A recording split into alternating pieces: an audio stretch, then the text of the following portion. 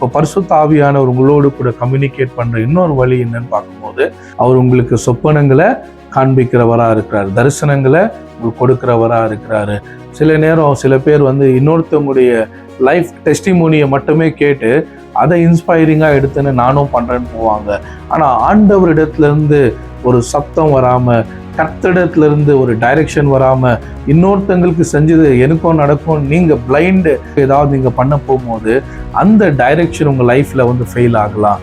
ஆனால் பரிசுத்த ஆவியானவர் உங்களுக்கு ஒரு விஷயத்தை, ஆண்டவராகிய தேவன் ஒரு விஷயத்தை உங்கள் இருதயத்தில் அது தரிசனத்தின் மூலமாக, சொப்பனத்தின் மூலமாக, இல்லை வார்த்தையின் மூலமாக அந்த ரேமாவை உங்களுக்கு கொடுக்குறாருன்னா அதுதான் உங்கள் ஃபவுண்டேஷன்.